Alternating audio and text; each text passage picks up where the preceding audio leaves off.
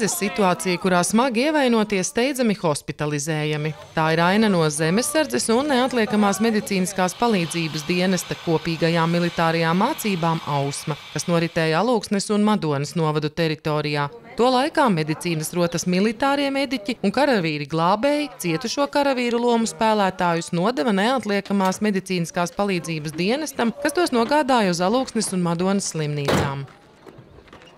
Mēs apmācām NMPD darbiniekus lasīt karti militāro, darboties radiosakaros, arī dažus taktiskos paņēmienus, kā pietuvošanās viens otram, sakaru signāliem vai ar autosignāliem, arī militārās fonētiskās alfabēta lietas. Ja, piemēram, nav sakaru un telefonu nestrādā, tad mēs ar otru spētu komunicēt. Šeit mums iesaistīti 2 Zemesardzes bataljoni, kas nodrošina lomu spēlētājs, koordināciju ar valsts policiju un ar citiem dienestiem, tad visu mācību virsvadību nodrošina 2. brigādes medicīnas rote.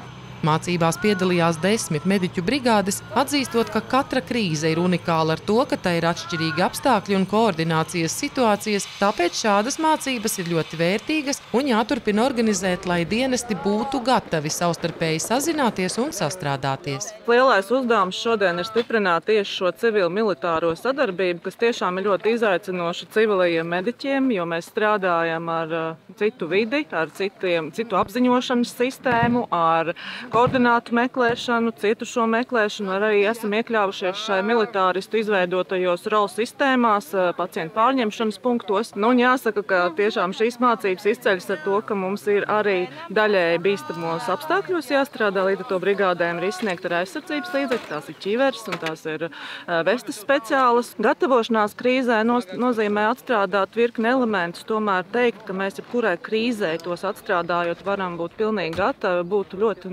maldinoši un nepareizi. Ja mēs būtu gatavi, tad mēs šādās mācības neorganizētu. Skaidrs, ka ir NMPD daudz kā mācīties. Mums arī ir lietas, kas ir jāturpina attīstīt. Tā pirmā lieta – turpināt koordinācijas ar slimnīcām. Jo viens tas, kas notiek kaujas laukā, bet otrs arī mūsu uzdevums palīdzēt slimnīcām būt daļai no šī mācību scenārija un arī viņus trenēt, ko viņi darīt, ja pēkšņi ir ļoti daudz cietušo. Mācības Ausma norisinās jau 4. gadu un ikreiz tajās tiek iekļaut arvien sarežģītāki uzdevumi. Šajās mācībās, iesaistoties valsts robežsardzei, tika testēta arī spēja nogādāt cietušos uz medicīnas iestādi ar helikopteru.